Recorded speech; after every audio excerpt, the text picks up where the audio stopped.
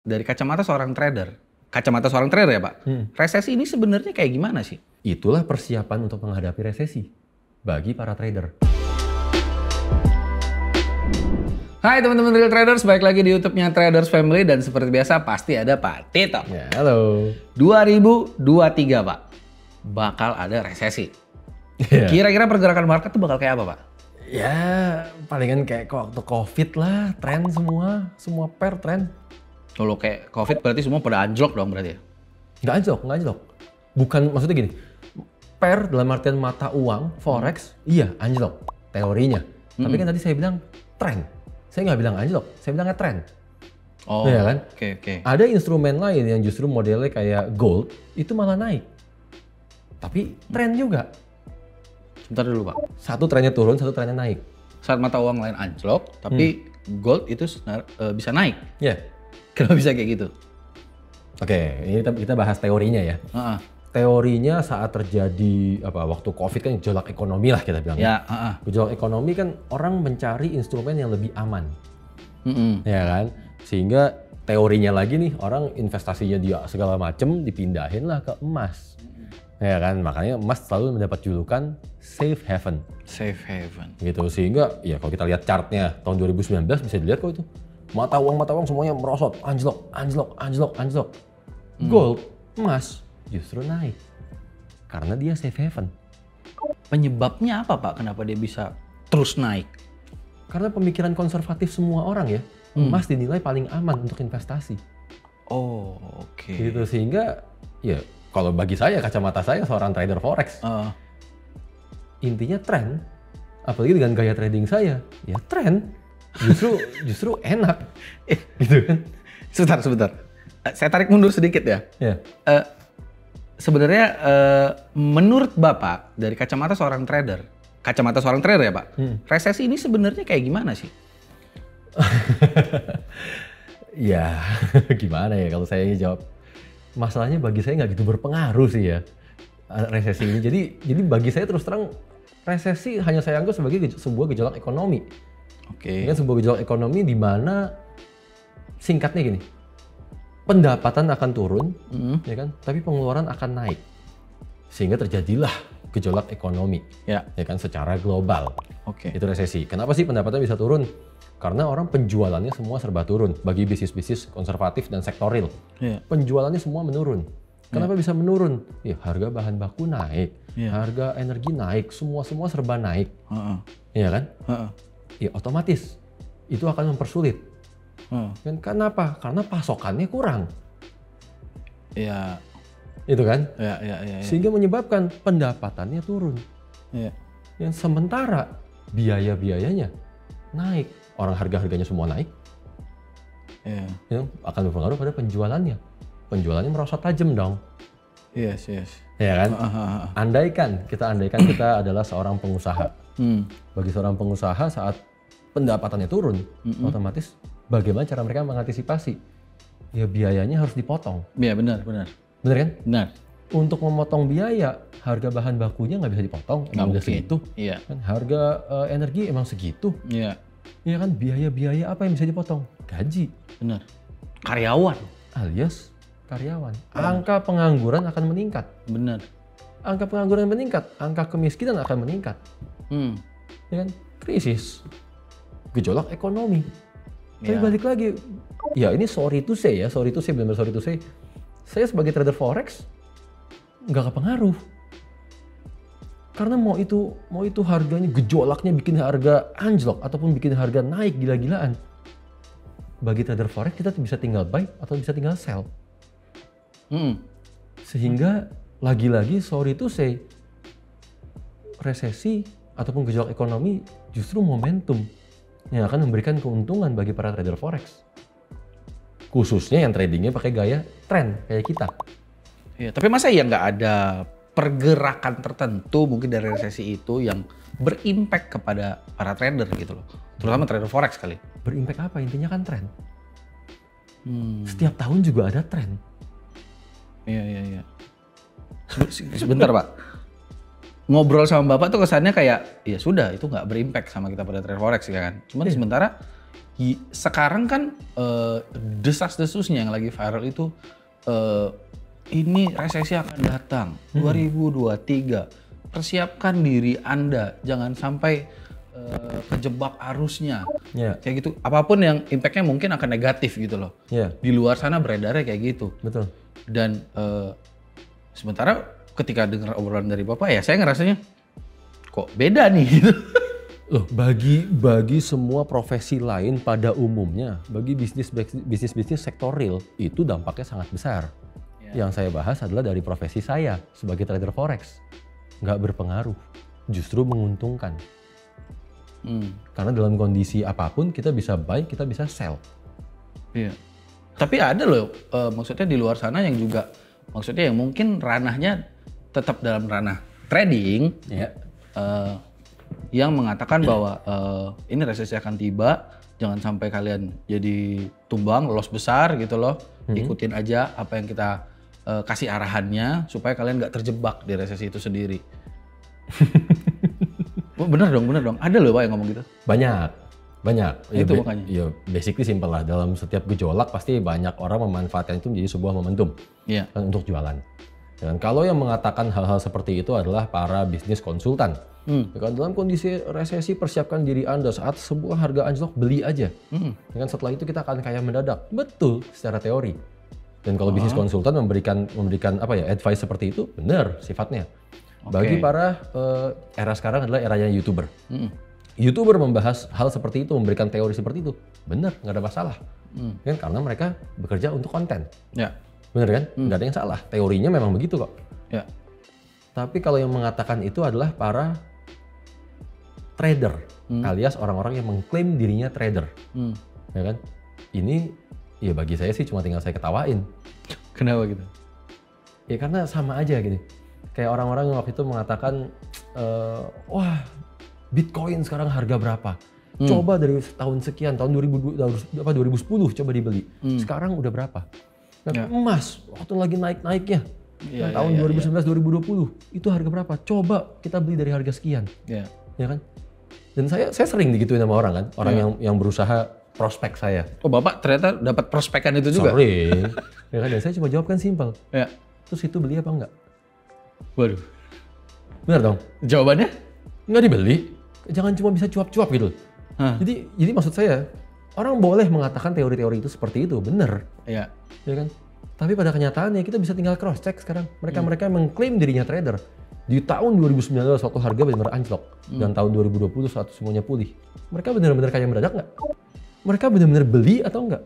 Mereka benar-benar belanja atau enggak? Ya. Jadi jangan memberikan teori-teori bikin orang berspekulasi. Itu membahayakan. Iya kan? Gini, kenapa saya berani bilang berspekulasi? Itu akan membuat orang berspekulasi. Sebentar Pak, saya sebenarnya ya bingung aja kenapa bisa ada kata spekulasi itu. Kenapa spekulasi gitu loh? Iya, gini. Bill nggak ngerti trading, nggak ngerti forex, ya kan? Atau bahkan mungkin nggak ngerti tentang industri saham. Oh iya jelas kalau saya ngerti. Iya kan?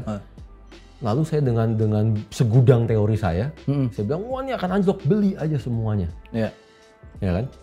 Saat Bill nggak benar-benar mengenal industrinya, nggak benar-benar memahami industrinya, dan nggak mengenal karakter resikonya, apa itu namanya bukan sedang berspekulasi. Hanya karena ikut-ikutan. Oke. Yang lebih parah, saya yang mengatakan, ya kan, saya mengklaim diri saya mentor, saya mengklaim diri saya trader profesional, nyatanya saya sendiri nggak beli. Nah ini yang kacau. Benar kan? Benar. Itu yang parah. Dan itu digembar-gemborin malah kadang gitu loh. Iya, nanti giliran harganya udah benar-benar pulih, baru bilang, saya sudah bilang, harga ini akan naik sampai harga sekian. Ini akan pulih, akan begini, akan begitu.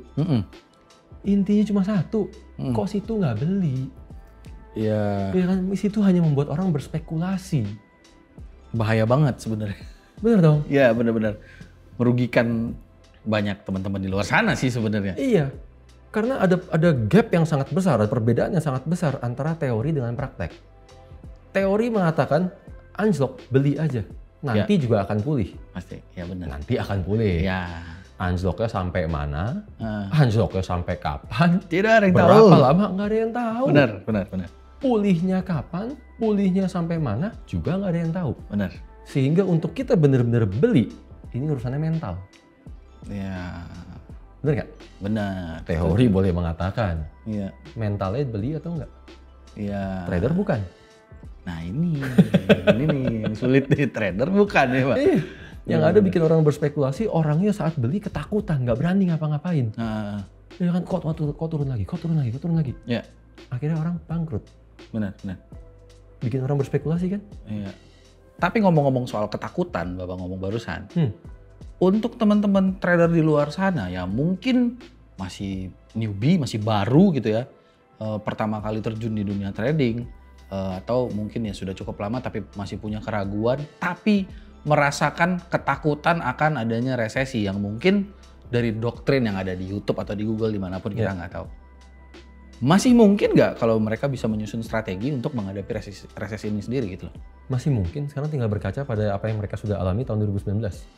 2019 kita sama-sama tahu peningkatan minat akan industri trading itu melonjak gila-gilaan. Jelas kalau dalam itu. semua industri trading, dalam semua lini. Iya. Kita bicara industri forex, industri saham, industri kripto, bahkan sampai yang sempat marak binary. Benar. Semuanya trading. Ya kan dianggapnya trading lah yang terakhir ini. Benar, saya setuju dianggapnya trading. Benar, saya setuju. Yang terakhir, ya kan semua orang berbondong-bondong untuk ikutan karena merasa ini adalah salah satu alternatif, salah satu solusi bisa dilakukan di rumah. Iya, paling santai. Iya, tapi orang nggak benar-benar dibekali ilmu yang cukup, nggak dibekali dengan data. Oke. Jadinya apa? Hancur kan? Hancur. Nah, sekarang kalau kita bicara berkaca pada tahun 2019, kita lihat hasilnya apa sih? Tren. Ya kan? Tren segitu panjang, ada yang trennya turun, ada yang trennya naik. Oke. Pelajarannya cuma satu, ikutilah tren.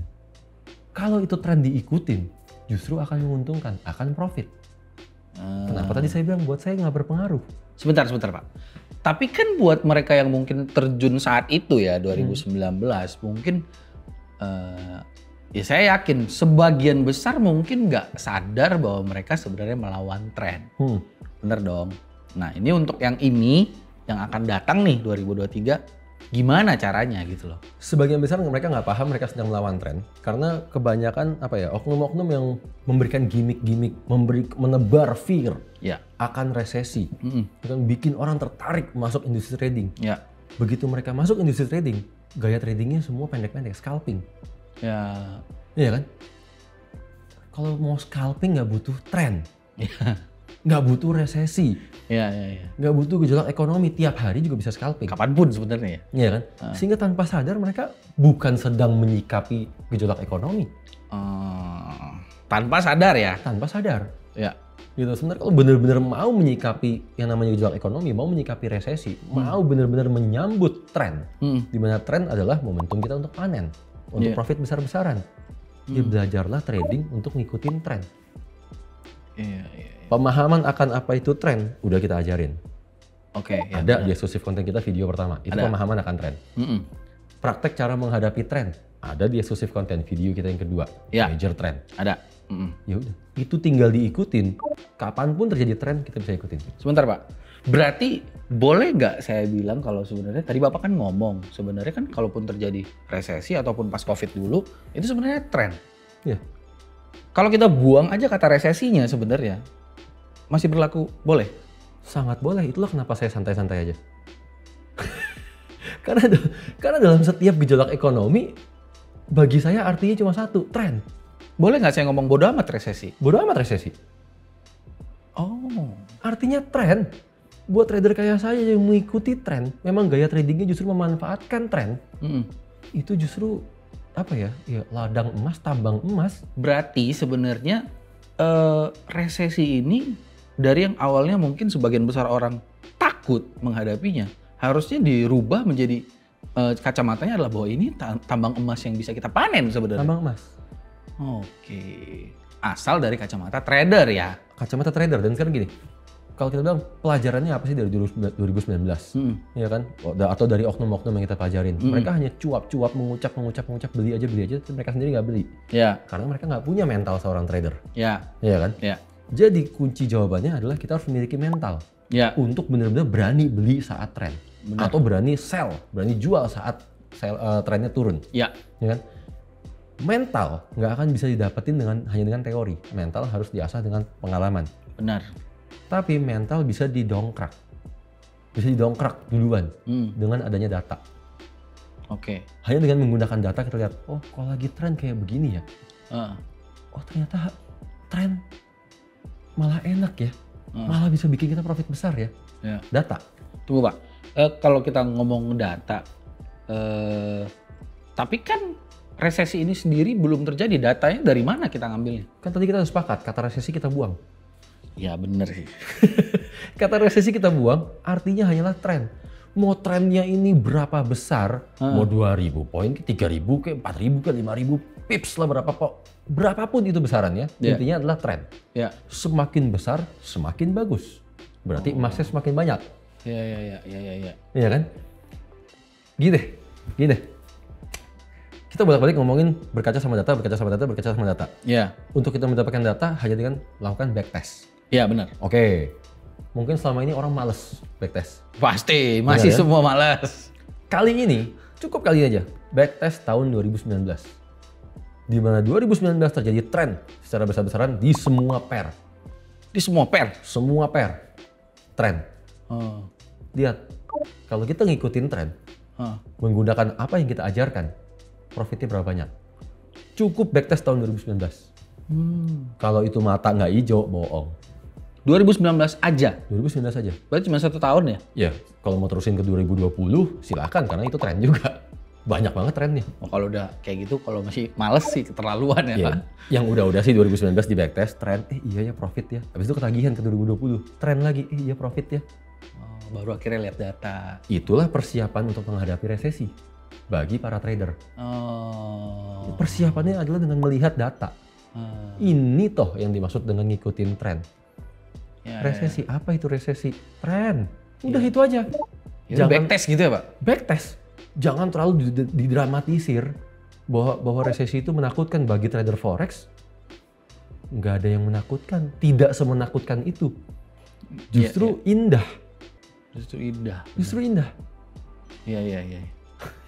Lucu sih sebenarnya di antara sekian banyak di luar sana yang gembar-gembor menebar ketakutan akan resesi ini sendiri ya maksudnya saya dengar langsung dari Bapak bahwa sebenarnya nggak kayak gitu, malah sebenarnya inilah tambang emasnya sebenarnya. Ini tambang emasnya memang. Tinggal nggak percaya tinggal lihat sendirilah. Video kita saat kita menghadapi tren itu gimana? Itu semuanya real time. Kita sambung dengan platform-platform dunia. Benar-benar real time, orang bisa lihat transparan. Cara kita menghadapi tren gimana? Itu kan kurang lebih sama saat anti resesi. Malah sebenarnya bisa terbantukan dong dengan program yang kemarin disarankan sama Excel. Markas Trader. Sangat-sangat terbantukan. Karena ya benar. Kalau kita mau mempersiapkan diri untuk resesi, ya sudah nih.